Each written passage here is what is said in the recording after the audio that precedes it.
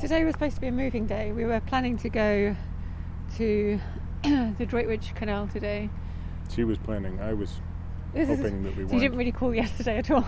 No, I did call, but I was like, please don't answer, please don't answer. Okay, so we need to go on the Severn, just below the Stourport Basins.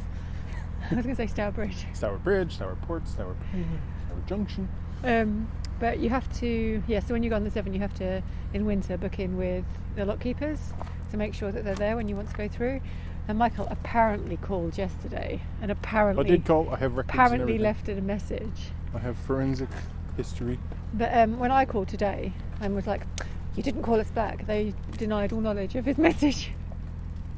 Yeah, which is why they asked her, "Oh, are you Perseverance?" Yeah, we have a message. Because I left about a that. message this morning. Well, I left a message yesterday, and that's the message they were talking about. But I called this morning and left a message, and then I called 10 minutes later, and then I called 10 minutes later. Yeah, they were like, "Who is this woman? Just keeps talking." And then she gets on the phone with them, and she's just like, "Oh, I called and called and called, and you never answered." It's true. Yeah, it's true. Sure. So, poopy head. We got an answer eventually. That's the thing that matters. Because I perseveranced. You persevered. That's true. So, so we're not doing that today, but we need to run the engine because there's been no sun. And so we thought while we were running the engine, we'd hop down one block to the basin itself and more outside the facilities where there's a hot shower, but no water because they've turned it off because of a leak. Yeah, it seems like every time we encounter a shower, it either doesn't work or isn't, actually like Functioning. Yeah. Which is the same as not Same working. as not working. But, well, like it's... There's an issue. There's an issue. It does work, but it's all cold water. Or it does work, but it has a dribble at best. Or like that one but it was the first one we encountered in Birmingham where it's like, oh, it works, but if anybody turns on the water anywhere within 6 blocks, it turns into a frigid dribble. The best hot shower we've ever found was in Brentford on the day that we were so hot and just wanted a cold shower, and it only did hot water. Oh, it's frustrating. So yeah, just there's a bicycle coming. Just one hop down to the basin.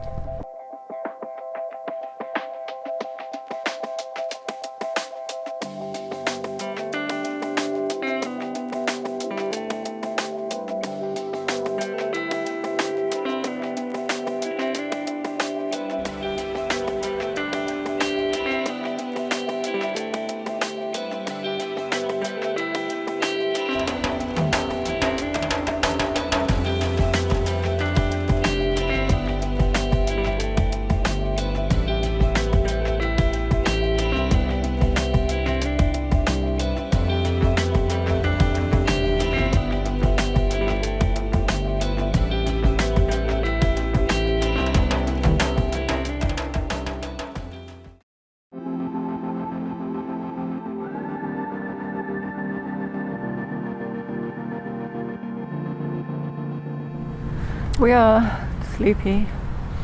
You're sleepy. I apparently didn't wake her up when the alarm went off, and I said, "Wake up! Didn't wake me up. Wake up!" Apparently I replied, no recollection. Yeah. Then when I was like, "Joe, it's time to go," she was like, "What?" I did not snort. Oh, maybe that was George. So we are... In one of the Stourport Basins. Yeah, basin number 1, I think. Anyway.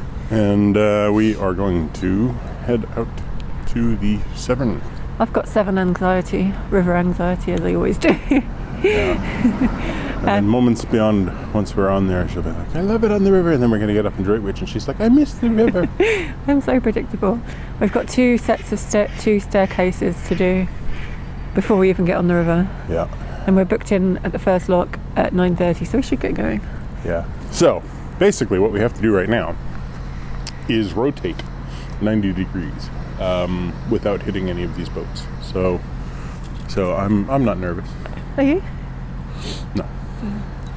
I don't know how I walk around with George. Do I go that way or that way? You'll have to go up across the bridge and then down that way. Okay. That's the route we took last time. Okay.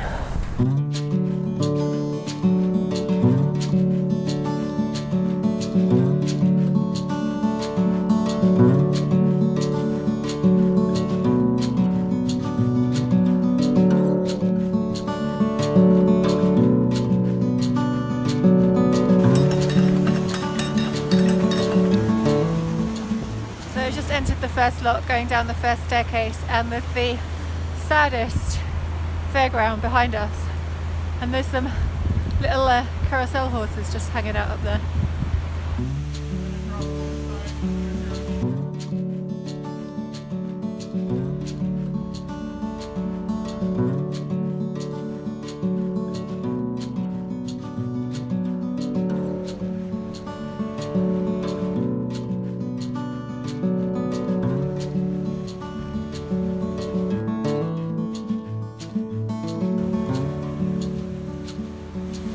Probably should have checked before, but we're good to go.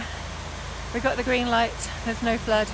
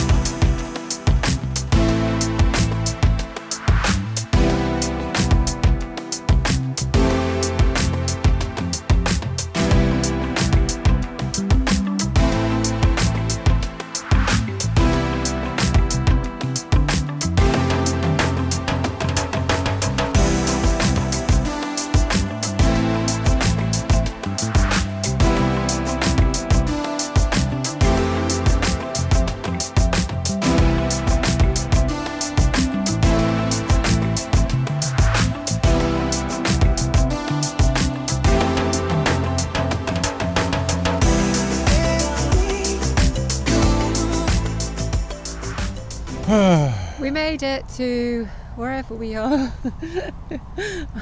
The far outskirts of the Droitwich canals. We are just above the Second lock. second lock.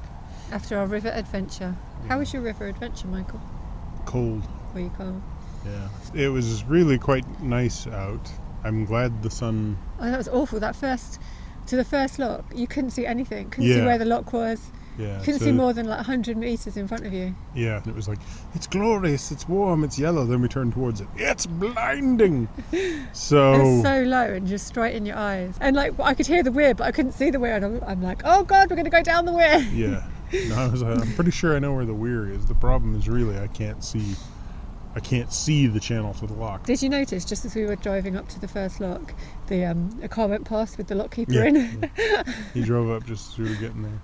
And then they jumped out and they flipped the switch and turned the light on for me, and then we were just like... Yeah, it was perfect timing. Yeah. And then we arrived at the next one. It was already open for us because... I wasn't ready, but... No. I mean, basically we pre-booked yesterday and they were just definitely jumping to it to be in the place where we were there. Yeah, so. it was really good. The bridge below Holt was nice. Yeah. That was the Telford's bridge there. Really recognisable, I think. Even if you didn't know, you'd know. Yeah, he's got this weird sort of skeletal feel to it that's nicely balanced, and yeah, it's just... And yeah, the river was completely flat. Did you see the castle? No. Was it a castle? Yeah, Holt Castle. It's more of a mansion. Like, I guess it's mainly a 19th century mansion, but a 16th century tower. So I'll have to look out for it on the way back. it was just kind of interesting up there on the hill. It's quite very large. Oh. It was kind of neat when we passed the Redstone Cliffs. At yeah. Did you see the? Yeah. Did you see the caves. Not really, no. Yeah. So there was It was just after the lock. Yeah, it's just some caves where people would have gone in to sort of be isolated from the world. Kind of neat. Sounds Apparently nice. it closed down a long time ago, but you could still see the caves, and they were definitely sort of man modified. No traffic on the canal. A fisherman. That was it. Yeah. On the canal, on the river. Yeah. Some very big boats Yeah. that were just sort of sitting there, slowly turning into iron. And then we turned onto the Droitwich, which was a very sharp turn. Yeah, almost back on ourselves. Yeah. And it's kind of quite hidden, like, because they... Oh yeah, it wasn't really visible at all. No. There's no signage. It's just. Oh well, there is definitely like a pontoon. Yeah, but it just looks like a pontoon. Yeah. At the side of the river. And then you just have to do a very sharp turn, and you're right in. And now we're on the Droitwich, which leads up to. This is the first canal that was built for the purposes, and I guess it's kind of unique. This canal was built for the purposes of moving salt. That's it. It's a salt canal. Yeah, it's only reopened in 2012. Yeah. Hence it's not on our Nicholson's guide, so we've got not much information about like the navigation. And I wasn't expecting it to be a wide canal, just because the Birmingham and Worcester is not wide, but it makes sense because you were saying it was built for the salt to get all the way down to Bristol. Yeah. So it would go out here. They'd go out onto the Severn, and then they go down to Gloucester and onto Bristol. It's wide the whole way. Yeah, I'm looking forward to seeing Droitwich. Yeah. It's the home of salt. Not like all salt, but British salt. Going back to the Roman and before. But like long-standing industry, and it only finished in the last century. Yeah, and it's interesting to read about because it really ramped up. Like it was like they'd figured out how to do 3,000 tons a year, which was massive, right? And then they got in the steam engines, and it went to 10,000 tons, and then 100,000 tons, and it's like, well, this is why you're running out of salt. Is that why it stopped? Basically they drained all of the brine out, and all of the towns here started to sink into the leftover gap. So, so eventually they were like, right, we're running low on salt, and everybody here's property is sinking. Maybe we should do something else. So they turned it into a spa town, which it remained until I think the 1970s when the spas shut down. Which is why it's called Droitwich Spa. Yeah. What was it called? Like that you read the brine bath. Yeah, the brine bath saltwater. Doesn't sound very. Well, at the time it was considered a great thing. I'd feel like a can of tuna. Yeah. Yeah, it does sound a bit like being pickled. That's basically it for today. Yeah, we could have pushed on to Droitwich within about another 3 hours, but we're going to do it tomorrow instead. Right, so thanks for watching. Like, comment, subscribe, bell.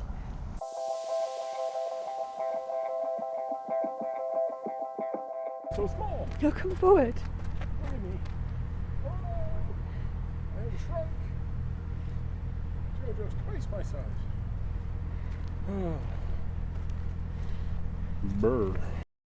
Hopefully that's working. And we have no technical difficulties. Technical decay.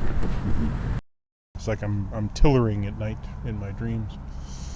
Although, oddly enough, Ian McShane showed up again. Did he? Yeah, it's very strange.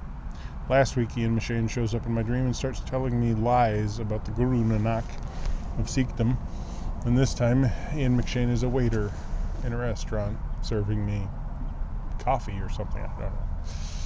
He wasn't as vocal about, like religious figures this time. Hey George, what's this? His ball. Oh, I wouldn't mean to give him this ball. Uh-oh. Nothing to see here. Nothing to see. That's not going to work. He knows about it now. Where's your ball? In your hand, Mum. Where's your ball? All right, you got to unclip him. Look how good I'll do. Oh, they can't see. No, he's just standing there being very attentive.